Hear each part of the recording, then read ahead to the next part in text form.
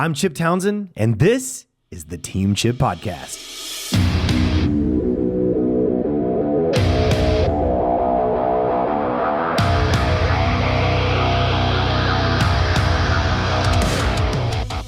All right, guys, man, I'm back again. Super excited to be here with you again. I know I say it all the time, but I'm truly pumped to be here. I love doing this podcast with you guys and trying to share some nuggets.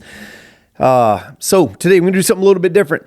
I'm going to share some books that absolutely changed my life and changed my leadership, and I believe has helped me in the journey of maturity. I'm not going to say I'm totally mature because I'm still like a giant kid, right?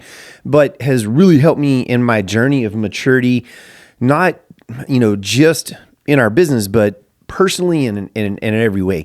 And I want to qualify this with, first and foremost, my worldview is Christian, okay? And the reason I bring that up is because the most important book in my life is the Bible, which is absolutely God-inspired, God-breathed word, right? And so the reason I, again, say that is because every book I read after that, I filter through my biblical worldview. I fully, firmly believe that Jesus, the only perfect man, the God-man, gave himself up and was crucified, raised 3 days later, and sits at the right hand of God and intercedes for us. And the Holy Spirit lives in our heart all the way. The Trinity, all of it. So I filter all of my decisions and everything that we do through that biblical worldview because I believe that is the correct worldview. That's the only way. Okay. And so anyway, with that said, I believe that, Jesus allowed that, crucifixion to happen and then resurrected himself on day 3 to atone for the sins of humanity. And we just have to accept and believe and have faith in that. And the more you read the Bible, the better that gets for you, right? So anyway, I don't want to beat that up too much, but I want to lay that out. That's the most important book in my entire life. But there's some other books that have come along through my life that have absolutely impacted me in tremendously positive ways in personal development, business development, and some other areas. And so I just thought I'd jump in today and kind of share, because I have people ask me sometimes like, what do you read or what do you study or how do you grow? And just a lot of different questions like that. So I thought we would jump in here and share it. So, why books generally matter, leaders don't drift into clarity and maturity. It's an intentional. You've got to be purposeful with it. It's intentional to grow. I believe that the stagnant water, when water quits flowing, when the river stops, the water kind of dies. Over time, it dies. So if you're not growing, you're dying. You're either moving forward or you're moving backwards. One of the two. I don't really think there's any in between.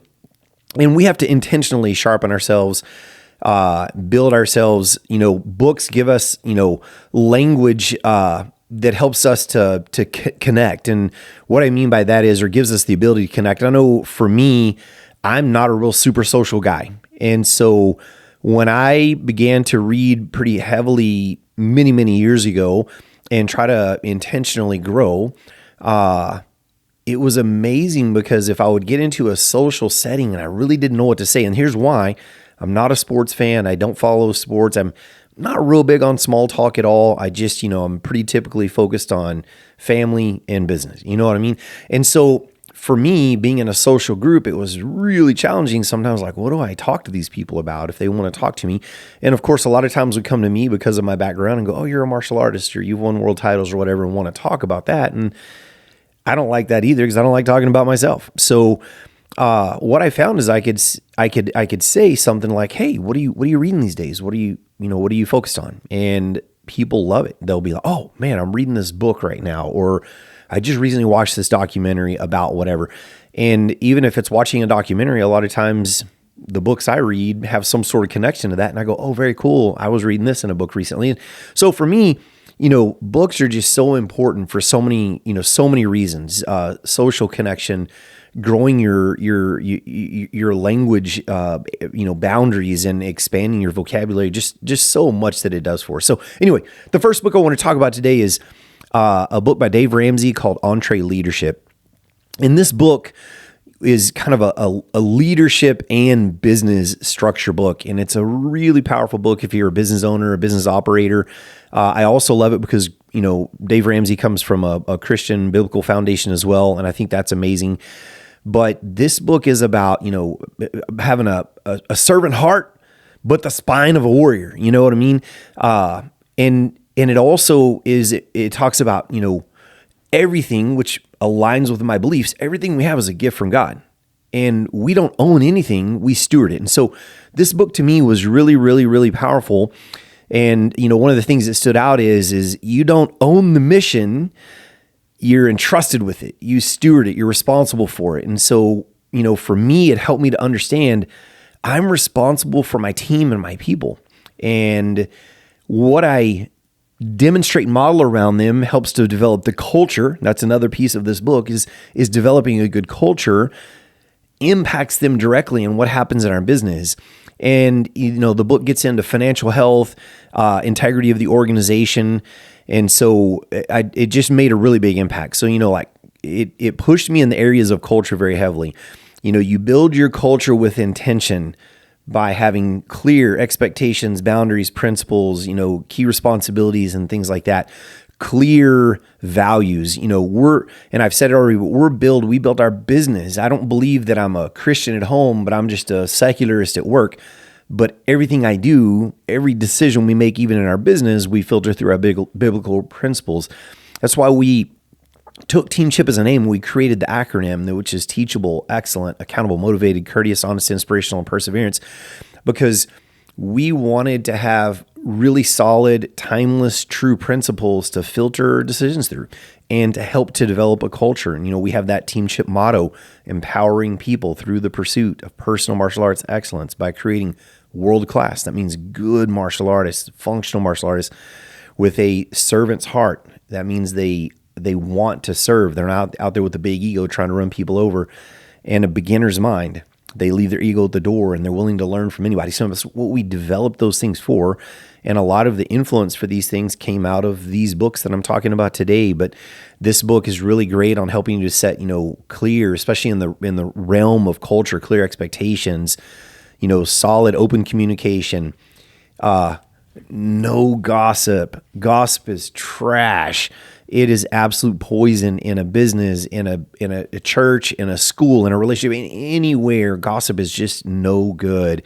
And, no entitlement, no drama is tolerated, so, and this book emphasizes leaders modeling, I've already said it kind of, but your culture becomes what you put in front of them and what you model. And so, one of my takeaways from the book that I think was also impactful is, if your school, we call it a martial arts school, but or your business can't function without you every hour, you're managing and you're not leading. And, it's your business. And so therefore it is your fault. And so this book really helped me with understanding the importance of taking ownership and being responsible. So just really love the EntreLeadership book. And this is not meant to be a summary of the book by any means, just a book that really impacted me in all areas of my life. And so another book that we actually require this book for all of our instructor trainees as they're developing is a book by Stephen Covey called The 7 Habits of Highly Effective People. Stumbled across this book. I don't remember. I know someone recommended it to me, maybe even gave it to me as a gift, but really, really fell in love with this book. And this book is a lot about kind of personal development, personal leadership and responsibility. And, one of the core lessons out of the book is, leadership starts with your personal discipline. And so the 7 habits, I'm not going to list them out or anything. I'll talk about a couple of them that really impacted me. But, the 7 habits are literally 7 habits that you need to develop to become a good leader that will help you personally to grow. One of the habits that really stood out to me was, being proactive, owning it, not reacting to situations as much as proactively handling them. So, in business, it's having a vision and making a plan and having a direction instead of letting business happen to me or letting life happen to me kind of happening to life and knowing that I have a plan and being responsible in that plan. And it also helped me to understand kind of the difference, and where I began to get a better understanding the difference of responding and reacting. A response is, pre-programmed. I teach our martial arts students, when you're on the mat, when you're working on self-defenses, we're trying to program a healthy, strong response that we hope you never have to use, so that you don't have to depend on your fight or flight, your natural built-in tendencies, which are more knee-jerk reactions. So we want you to respond intelligently instead of reacting. And so this habit of being proactive was really powerful. Another one, begin with the end in mind. Know your why, know your purpose, and have a vision. I mentioned that earlier, but it's so important to have a vision and direction that you can share with your people to help with your culture, to give them a purpose and a why, to help them to understand in the big picture the impact of your business. So it's just so important to begin with the end in mind, and a lot of times work back from there. What would my perfect future be? And then let's work back. What are the steps and stages from where I truly am today will I have to take to build to that point? Another habit in the book that really was powerful for me too, and my early development, was seek first to understand and then be understood. Man, listen to the clues. There are clues everywhere. And if we listen well, we'll learn so much. And a lot of times we'll already have the answers to the problems we think we have.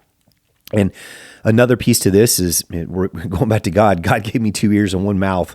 I do like to talk, and I like to try to solve the problem quickly, but this habit and studying this habit and trying to be intentional about it really helped me to slow down. Although I still battle this every day, I want to have the answer for you quickly. I need to hear everything you say, all the perspectives. I need to listen well and really understand before I can help you. But also the habit says, then be understood. So seek first to understand, then be understood. I need to show you the respect and of listening first before I try to give back, or before I try to have you understand me. And so it's just about kind of putting your guard down up front and hearing people, but also, again, using those 2 ears to listen for clues, to help you to solve problems, to help you to relate and connect. Another one that I loved was synergize. In the book, he goes through, dependence, becoming independent. You start life dependent. Someone has to do everything for you. You become independent. You get into where you do your own things. And there's another level. And man, this was so eye-opening. This was really eye-opening for me, and helped me in my marriage, helped me in Glen Ann and my partnership inside of our business as well. But interdependence. When you take 2 people who are highly independent and they're able to work well by themselves, and you pair them together and they have a high level of trust, great communication, they become interdependent, and they can work in 2 separate areas of a business and have total trust that the other one is doing their part at a high level, and vice versa. And this is where this idea of synergy comes in. A lot of times you can take 2 people and they'll produce more than 3 or 4 or 5. An example of this is actually a Dave Ramsey example, but it's really powerful, is the Belgian draft horse. You take an average Belgian draft horse and they can pull upwards. These are these big, giant, muscular Clydesdale looking. They're not Clydesdales, but Clydesdale looking horses. They can pull upwards of 8,000 pounds. Well, you would think, okay, I pair 2, they'll pull 16. But if you pair 2, they a lot of times can pull like 20 up to 24,000. It's like, like 2.5 times. Well, the cool part about this is if you have 2 that were raised together, trained together most of their life, and know each other well and have a high level of trust. I know that sounds weird with horses. They can pull upwards of 32,000 pounds. So you take 1 can pull 8 and 2 can pull 32,000. That's this idea of synergy. And so I really loved the way Stephen Covey breaks down in the book, developing through life, dependent to independent. And then eventually you want to get into relationships where you can have interdependence and have a really successful life and business. And so this book really helped me to nail down being responsive and trying. It sounds like, we have this nailed down, but we don't. But trying to be intelligent in our responses and not just knee-jerk reacting to things, not letting our emotions drive our decisions. And, at the end of the day, you can't build a disciplined team when you live an undisciplined life yourself. And so it really helped me to kind of dig into myself, and it was a powerful book. And one other thing I'll mention in the book that I love is the time management matrix that he talks about. And if you're familiar with it, it's a matrix that, there's at the top, there's urgent and then not urgent. And then, on the side, there's important and not important. And there's 4 quadrants that are created. And so I would encourage people, if you really want to get a good grip on, we've talked about the 80-20 rule. We've talked about several things around, focusing on the things that truly matter. This time management matrix is really powerful because you really want to spend your time in this area that's important but not urgent, things that we need to get done. So I don't want to dig into that too much, but that was also a really powerful piece for this book for me that helped me in a lot of ways. So moving on here, the third book, we also require this book for all of our instructor trainees, is the 21 Irrefutable Laws of Leadership by John Maxwell. And this really helped me around the idea of relationships, influence, developing culture.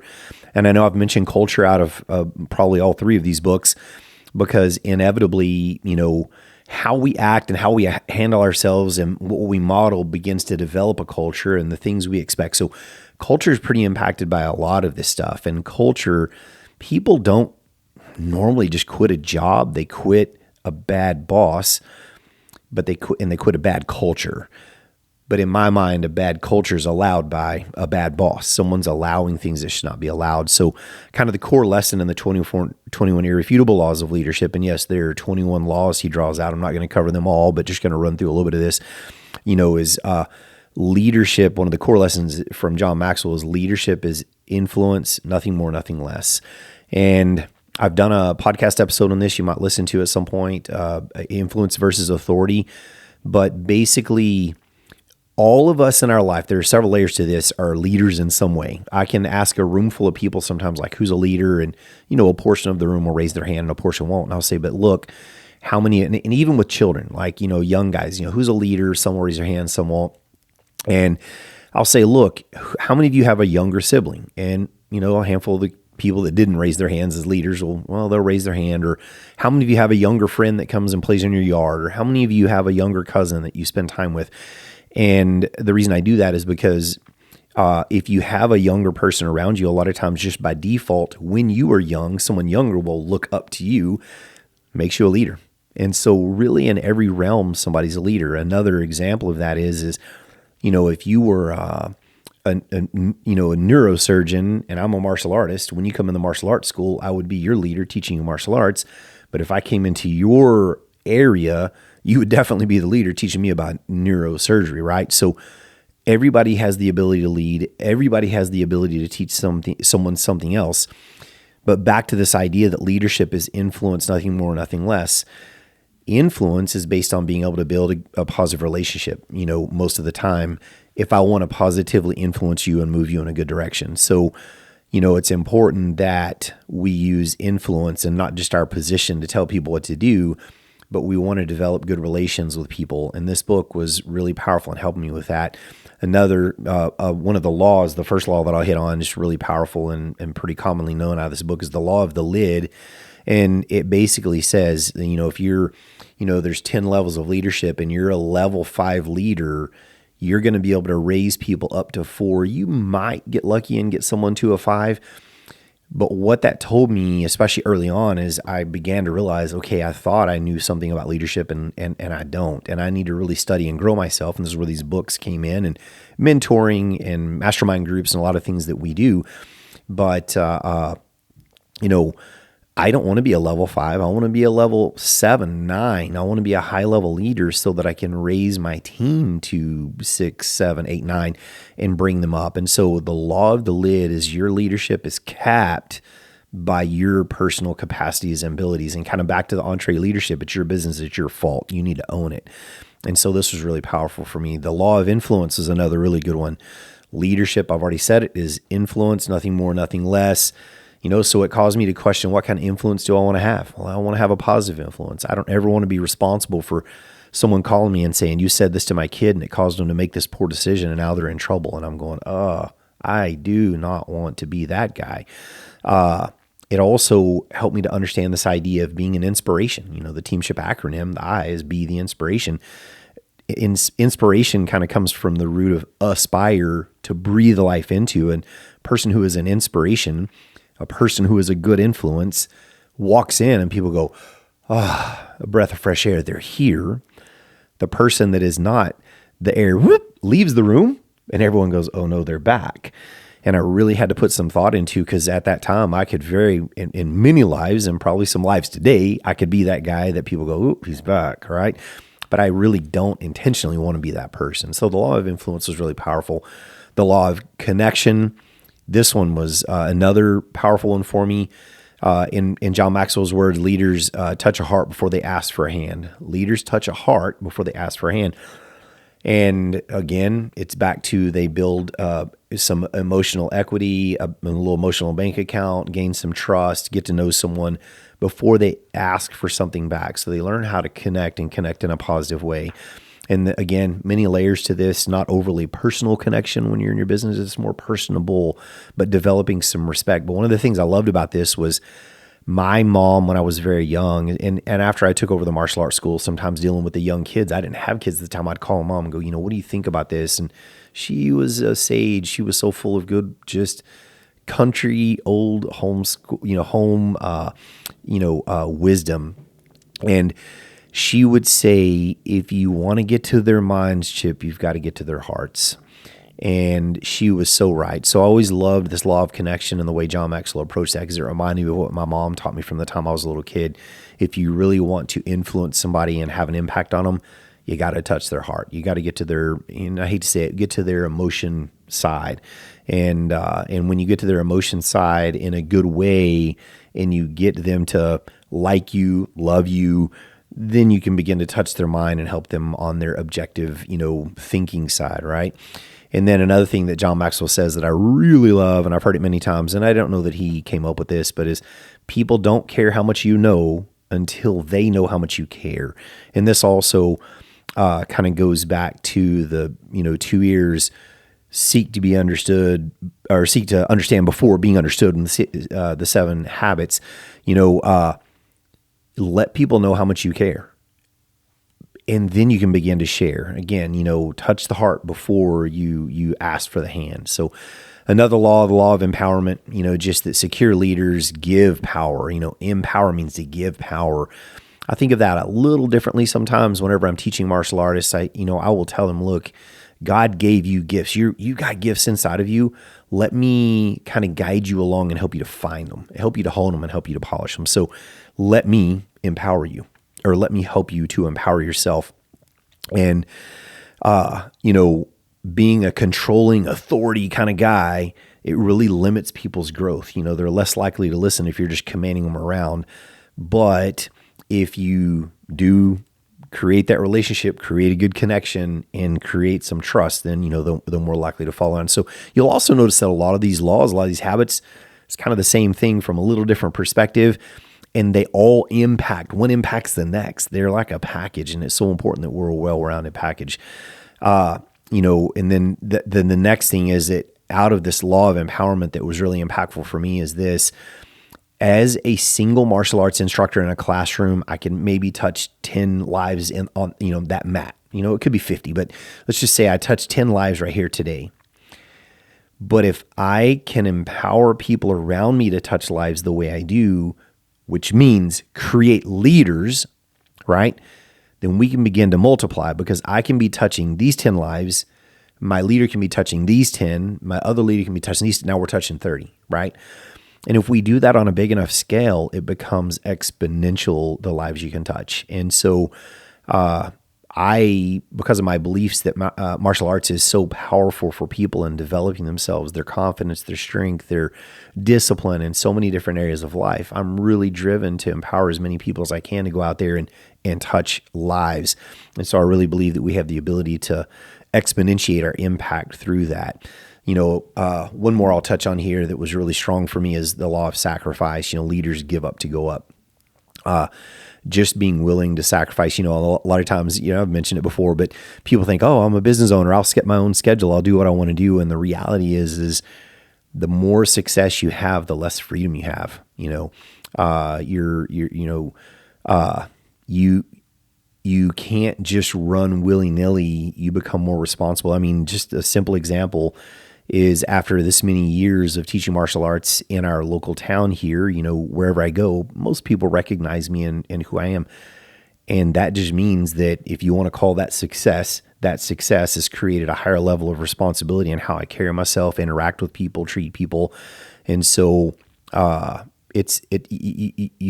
don't want to say I sacrifice being an idiot, but you sacrifice some of your, some freedoms, as you go up. And so leaders give up as they go up a lot of times. And that's not a bad thing at all. It's a great thing. But with, great power, in the Spider-Man quote, comes great responsibility, right? So anyway, just remember, your team's not going to rise past you. You've got to self-develop. You've got to work hard at these things. In cultures, it's not what we say. Culture is what we consistently live, and a positive, good, strong culture is what keeps your staff, retains your clients. That all matters and so much. So these books are really powerful. Just enjoyed them. Again, EntreLeadership, Dave Ramsey, 7 Habits, Stephen Covey, 21 Irrefutable Laws of Leadership by John Maxwell. Just an amazing set of books that, have helped me tremendously in my personal development, our business development. And, just remember, there's different seasons of your life that you read different books. Sometimes I'm more heavily into a little more personal development. Sometimes I'm more interested in, okay, where's our business at and how can I work on the business? And, for some of us, we need a fun read every now and then. I'm not a big fun reader, but that's okay too. There's seasons for these books, but books will inspire you. And sometimes we wonder, how can I get someone to help me? I need a leader. You have a built-in leader in a book. Find a book that's on the topic, and it's a respectable writer, and read their book. And in a way, they're kind of mentoring you. They're pouring into your life, and so that's another way that you can look at that. So, anyway, with that said, I hope you guys enjoyed that. Just remember that the worldview foundation for us is the Bible, so we filter everything through that. And you can find mentors everywhere, including books, which is really powerful. And you need to grow yourself personally, grow your leadership. And if you're not growing, you're likely dying. So hopefully you guys enjoyed that. Maybe got some nuggets out of it. Let us know, like it, give us a 5-star, and let us know what you'd like to hear about. And we'll see you on the next episode.